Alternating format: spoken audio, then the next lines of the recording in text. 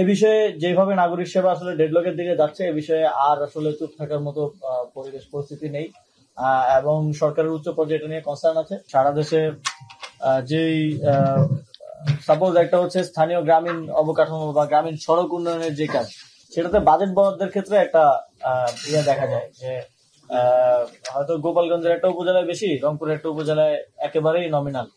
তো সেগুলোকে আমরা ঢেলে সাজানোর চেষ্টা করছি, আমরা ডিপিপি গুলো সংশোধন করেছি, এবং দেখা যায় যে একটা উপজেলায় গেলে সেখানে অ্যাসেসমেন্ট থাকে যে কত কিলোমিটার পাকা সড়ক আছে, কতটুকু, এগুলো তো ইন্ডেক্স যে আসলে কতটুকু উন্নয়ন হয়েছে বা কতটুকু হওয়া প্রয়োজন, কতটুকু ন্যাশনাল স্ট্যান্ডার্ড। তো সেই জায়গাগুলো আমরা লক্ষ্য করেছি যে সেটা বাস্তবেই ছিল, এবং আপনারাও এটা জানেন, আপনারাও রিপোর্ট করেছেন বিভিন্ন সময়। সেটাকে আমরা কমিয়ে আনার যথাসাধ্য চেষ্টা করছি। আপনারা জানেন যে এই প্রজেক্ট গুলো দীর্ঘদিন আগে নেওয়া, কোনো কোনো প্রজেক্ট 10 বছর আগে নেওয়া প্রজেক্ট এখনো রানিং আছে। তো দেখা যায় ডিপিপি সংশোধন করে আবার করতে, এটা একটা প্রশাসনিক একটু তো পরিকল্পনা কমিশনে যায়, অর্থে যায়, আবার ক্লিয়ারেন্স একটু সময় সাপেক্ষ ব্যাপার। তারপরেও আমরা সেগুলোকে সংশোধন করছি, করে আমরা চেষ্টা করছি যে এটার ইমব্যালেন্সটা যতটা সম্ভব কমিয়ে আনা, এবং এই লাইব্রেরি স্থাপনের মতো নতুন নতুন উদ্যোগগুলোতে আমরা চেষ্টা করছি যেটা একটা ব্যালেন্স ভাবে যাতে হয়। ডেঙ্গুর বিষয়টা নিয়ে আমরা কনসার্ন আছি একদম সরকারের উচ্চ পর্যায় থেকে, এবং এটা নিয়ে আমাদের স্থানীয় সরকার বিভাগের সচিব উনি একাধিক মিটিং করেছেন, এবং সিটি কর্পোরেশন গুলো কনসার্ন আছে, এবং তাদের কার্যক্রম হচ্ছে সার্ফেস আপনারা দেখছেন না, কিন্তু কার্যক্রম হচ্ছে। এটা নিয়ে ডেডিকেটেডলি আমরা আপনাদেরকে ব্রিফ করব যে আমাদের কি কি উদ্যোগ আমরা নিচ্ছি, কি কি উদ্যোগ আমরা সামনে নিব, এবং এই সম্পর্কে জনসচেতনতা বৃদ্ধি করাটা একই সাথে জরুরি। শুধুমাত্র আমাদের উদ্যোগ দিয়ে হবে না, মানুষের মধ্যে সচেতনতা বৃদ্ধি করতে হবে এবং সবাইকে এগিয়ে আসতে হবে। সেটা নিয়ে আমরা অতি দ্রুতই আপনাদের সাথে কথা বলবো। এবং যেটা বললেন যে এক্ষেত্রে দক্ষিণ সিটি কর্পোরেশনের আমাদের কিছু চ্যালেঞ্জ আছে। আপনারা জানেন যে সেখানে স্বাভাবিক কার্যক্রম স্বভাবতই ব্যাহত হচ্ছে। তবে আমরা চেষ্টা করছি যতটা সম্ভব বাইরে থেকে হলেও যতটা সম্ভব নাগরিক সেবা কন্টিনিউ রাখা এবং সেটা কাভার করা। এটা কি সমাধান হবে না? এটা কিভাবে চলবে? আমরা দেখলাম বাংলাদেশের ইতিহাসে একজন সর্বশিষ্ট মেয়র নিজেকে ঘোষণা দিলেন, মত বিনিময় করলেন, নগর ভবনে বসে গেলেন, দায়িত্ব বন্টন করে দিলেন, নগর ভবন চাপ দখলে বলা চলে, নাগরিক সেবা বন্ধ। আপনারা সেটি আইনি বৈধতা দিচ্ছেন না, বিভিন্ন কারণে বলেছেন। আপনি কেন আপনার নতজান হয়ে আছেন? সরকার কিছু ব্যবস্থা নিচ্ছে না, তাকে তার সমাধানও করছে না, সরকার ব্যবস্থাও নিচ্ছে না, মানুষ সমালোচনা করছে। এখানে কতদিন চলবে?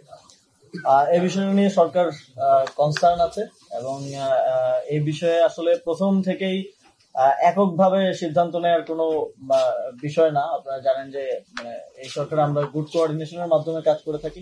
একই সাথে যখন রাজনৈতিক দলগুলোর সাথে আমরা সৌহার্দ্যপূর্ণ সম্পর্কের কথা বলি, এবং সেটা রক্ষা করতে গেলে দায়িত্বশীল আচরণ আসলে প্রত্যেকের থেকেই প্রত্যাশিত। আমরা আমাদের পার্টটা বা দায়িত্বটা পালন করার চেষ্টা করছি, দায়িত্বশীল আচরণ করার চেষ্টা করছি। তবে এ বিষয়ে যেভাবে নাগরিক সেবা আসলে ডেডলকের দিকে যাচ্ছে, এ বিষয়ে আর আসলে চুপ থাকার মতো পরিবেশ পরিস্থিতি নেই, এবং সরকারের উচ্চ পর্যায়ে এটা নিয়ে কনসার্ন আছে। সেখানে আলোচনার ভিত্তিতে যেটা সিদ্ধান্ত আছে আমি সেটাই বাস্তবায়ন করব খুব দ্রুত সময়ের মধ্যে। আমাদের অফিসে আগুন লেগে যাওয়ার কারণে আমাদেরকে ভিন্ন এক জায়গায় অফিস করতে হয়েছে। আমরা আবার সচিবালয়ে অফিস করা শুরু করেছি, স্থানীয় সরকার বিভাগ, এবং একই সাথে যুবকীয় মন্ত্রণালয় শুরু করবে, এবং আপনাদের সাথে প্রায় এখন দেখা হবে। আমরা যেহেতু আপনারা জানেন অন্তর্বর্তীকালীন সরকার খুবই সীমিত সময়ের জন্য দায়িত্ব গ্রহণ করেছে তার কিছু নির্দিষ্ট এজেন্ডা নিয়ে। এর মধ্যে আসলে এই ধরনের উদ্যোগ নিয়ে সেটা বাস্তবায়নের পথে যাওয়াটা একটু টাফ। আমাদের গভর্নমেন্টের যেই আসলে প্রসিডিওর সেটা ফলো করে একটা উদ্যোগ বাস্তবায়ন করা একটু মুশকিল, সময় সাপেক্ষ ব্যাপার। তো সেই জায়গা থেকে আমি যখন উত্তরবঙ্গ সফরে যাই, তখন প্রত্যেকটা উপজেলাতে যখন যাচ্ছিলাম তখন দেখতে পাচ্ছিলাম যে উপজেলার শিক্ষার হার কিছু কিছু জায়গায় আমি 42% পেয়েছি, যেটা আমাদের জাতীয় গড়ের অর্ধেকের কাছাকাছি। তো স্বাভাবিকভাবেই এটা দেখে আসলে বোঝা যায় একটা ইন্ডেক্স যে আসলে আমাদের সেখানে শিক্ষার কি অবস্থা এবং সার্বিক ওই এলাকাগুলোর উন্নয়নের কি অবস্থা, মানদণ্ডটা বোঝা যায়।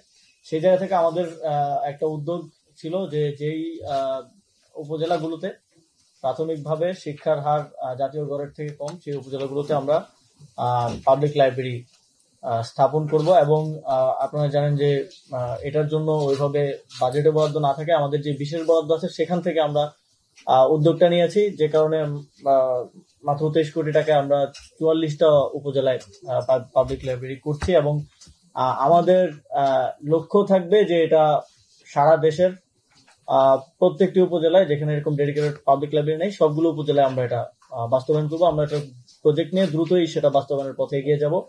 এই 44টা উপজেলা হচ্ছে জাস্ট স্টার্টিং, সব উপজেলাতেই আমরা এটা বাস্তবায়ন করব। তবে আমাদের ফোকাস এরিয়া থাকবে হচ্ছে একটা আধুনিক মানসম্মত লাইব্রেরি, যেখানে আসতেও এই যে যেটা নিয়ে বারবার কথা হচ্ছিল যে এখন তথ্য প্রযুক্তির যুগে সবাই মোবাইল ফোন নিয়ে ব্যস্ত থাকে, এমন একটা লাইব্রেরি করা যেখানে আসতেও সবাই আগ্রহ বোধ করবে এবং আসলে ওই লাইব্রেরিটা আসলে কাজে লাগবে। শুধুমাত্র নামে জাস্ট অ্যানাদার সরকারি ভবনের মতো যেন পড়ে না থাকে, এটা থাকবে আমাদের মূল লক্ষ্য। আপনারা হয়তো দেখে থাকবেন যে আমাদের বাজেটেও খুব বেশি অ্যাম্বিশিয়াস বাজেট আমরা রাখিনি। যথাসম্ভব যতটুকু প্রয়োজন, 53 লক্ষ টাকা একটা লাইব্রেরির জন্য খুব বেশি কিছু না। আমরা 44টা লাইব্রেরি করছি উইদিন 23 CR, সেটা রাখার চেষ্টা করেছি। এর বাইরে আপনারা জানেন যে বিগত সময়ে যে কিছু এলাকাগুলোর প্রতি রাজনৈতিক এক ধরনের প্রতিহিংসা ছিল বিগত সরকারের, এবং সে কারণে কিছু এলাকায় অবকাঠামোগত উন্নয়ন থেকে শুরু করে সার্বিক উন্নয়নের ক্ষেত্রেই ডিসপ্যারিটির শিকার হয়েছে। আমরা সেই জায়গাগুলোতে স্থানীয় সরকার বিভাগের যে উন্নয়ন কার্যক্রম আছে সেগুলোকে রিলোকেট করার চেষ্টা করছি, এবং আমাদের অনেকগুলো প্রজেক্ট আপনারা জানেন রিভিউ হয়েছে। রিভিউ করে আমরা মোটামুটি চেষ্টা করেছি যাতে করে উন্নয়নমূলক কার্যক্রমগুলোর একটা সুষম বন্টন নিশ্চিত করতে পারি।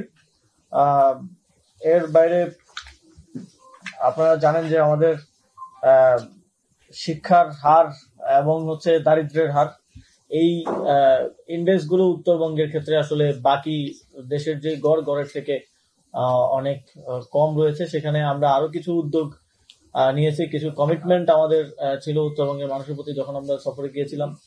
সেখান থেকে একটা আমরা আজকে ভিত্তিপ্রস্তর স্থাপন করছি এবং আশা করছি খুব দ্রুত সময়ের মধ্যেই এটা বাস্তবায়ন হয়ে যাবে এবং লাইব্রেরি গুলো আমরা দেখতে পারবো ইন অ্যাকশন। এবং এর বাইরেও আমাদের কিছু কমিটমেন্ট ছিল রিগার্ডিং যে উত্তরবঙ্গ তো আসলে কৃষি নির্ভর এলাকা, কিন্তু সেখানে যথাযথভাবে আপনার ইয়ে না থাকার কারণে দেখা যায় খাদ্যপণ্যের, কৃষি পণ্যের ভালো দাম পাচ্ছে না সেখানকার কৃষকরা। উৎপাদন ভালো হলেও সেখানে গুদাম নেই বা সেটা প্রক্রিয়াকরণের কোনো উপায় না থাকার কারণে সেই ভালো দাম পাচ্ছে না। আমরা সে বিষয়ে কিছু উদ্যোগ গ্রহণ করছি, আমরা অ্যাসেসমেন্ট করছি এখন পর্যন্ত, এবং আমরা সেগুলো স্থাপনের জন্য যথাযথ উদ্যোগ গ্রহণ করবো সামনের দিনে। এছাড়াও তিস্তার ভাঙনের ফলে যারা গৃহহীন হয়েছেন, আমরা সেটা নিয়েও একটা প্রজেক্ট রেডি করছি যে যারা গৃহহীন হয়েছেন যতটুকু আমাদের সাধ্যের মধ্যে সম্ভব হয় তাদেরকে আমরা 5টা জেলা, আপনারা জানেন যে তিস্তার ভাঙন প্রবণ 5টা জেলা আছে উত্তরবঙ্গে, সেখানকার যারা গৃহহীন হয়েছেন তাদেরকে আমরা আবাসন নির্মাণ করে দিব স্থানীয় সরকার বিভাগের পক্ষ থেকে। এছাড়াও আপনারা জানেন আমাদের বিকেন্দ্রীকরণের একটা অংশ হিসেবে স্পোর্টস থেকেও আমরা কিছু উদ্যোগের কথা ইতিমধ্যে আপনাদেরকে বলেছি। যেমন ইন্টারন্যাশনাল ম্যাচ, এখন ইন্টারন্যাশনাল স্টেডিয়াম দেখা যায় ঢাকা কেন্দ্রিকই বেশি, এর বাইরে চট্টগ্রাম আর সিলেটে হয়তো ক্রিকেটটা হয় মাঝে মধ্যে। তো আমাদের লক্ষ্য থাকবে একই সাথে আমরা যদি রেজিওন আকারেও দেখি তাহলে উত্তরবঙ্গ, দক্ষিণবঙ্গে আমাদের একই সাথে ইন্টারন্যাশনাল ম্যাচ আয়োজন করার লক্ষ্য আছে। এই বিষয়ে আমরা বিসিবির সাথেও কথা বলেছি। রাজশাহী স্টেডিয়ামে আবারও হয়তো আমরা অদূর ভবিষ্যতে ইন্টারন্যাশনাল ম্যাচ দেখতে পাবো, এবং একই সাথে খুলনা স্টেডিয়ামও দেখতে পাবো। ক্রিকেটার এবং ফুটবলের জন্য আমরা নীলফামারী স্টেডিয়ামটা বরাদ্দ দিয়েছি, আপনারা জানেন, এবং সেখানেও আমরা বাফুফের সাথে কথা বলছি যে কিভাবে অতি দ্রুত সময়ের মধ্যে সেখানে ইন্টারন্যাশনাল আয়োজন করা যায়, যাতে করে আমাদের ওই যে প্রান্তিক পর্যায়ের দর্শক তারাও যেন সেটা দেখতে পারে, এবং প্রকৃত অর্থে ডিসেন্ট্রালাইজেশন এবং ওই রিজিয়ন গুলোকে কেন্দ্র করে স্পোর্টস হাব তৈরি করা এবং ডিসেন্ট্রালাইজেশনের অ্যাপ্লিকেশনটা যাতে, আমরা তো সবসময় মুখে বলি বিকেন্দ্রীকরণ, কিন্তু সেটার আসলে বাস্তবায়নটা যাতে দেখা যায় সে বিষয়ে আমরা কিছু উদ্যোগ নিচ্ছি। এছাড়াও আবারও বলছি যে আমাদের এই যে লাইব্রেরি স্থাপনের যে উদ্যোগ, এটা এত দ্রুত সময়ের মধ্যে ভিত্তিপ্রস্তর স্থাপন পর্যন্ত নিয়ে যাওয়ার জন্য আমাদের বিশেষ করে লোকাল গভর্নমেন্ট ইঞ্জিনিয়ারিং ডিভিশন কাজ করেছে। ওনারা অনেকগুলো প্রোটোটাইপ ডিজাইন তৈরি করেছিল, সেখান থেকে একটা সিলেক্ট করে আমরা আজকে ভিত্তিপ্রস্তর স্থাপনে পৌঁছে দিতে পেরেছি, এবং আমি আশা করি যে এটা আমরা খুব দ্রুত সময়ের মধ্যে এই বছর শেষ হওয়ার আগে লাইব্রেরিটা স্থাপন করে ফেলতে পারবো। এবং একই সাথে আমরা সারা দেশে প্রত্যেকটি উপজেলায় এই লাইব্রেরি স্থাপনের জন্য উদ্যোগ গ্রহণ করব এবং সেগুলো আপনারা খুব দ্রুত সময়ের মধ্যে দেখতে পাবেন। আমাদের এক্ষেত্রে উদ্দেশ্যটা হচ্ছে এই যে আমাদের অবকাঠামোগত উন্নয়ন থেকে শুরু করে সার্বিক সরকারের কার্যক্রমের ক্ষেত্রে সারা দেশকে একটা সুষম বন্টনের মধ্যে নিয়ে আসা। রাজনৈতিক প্রতিহিংসা কিংবা রাজনৈতিক প্রিভিলেজের কারণে কোনো এলাকার বেশি উন্নয়ন হওয়া বা কোনো এলাকার উন্নয়ন কার্যক্রম না হওয়া, এটা যেন আর আগামী সময়ে না থাকে, এটা নিশ্চিত করাটা আমাদের অন্যতম লক্ষ্য।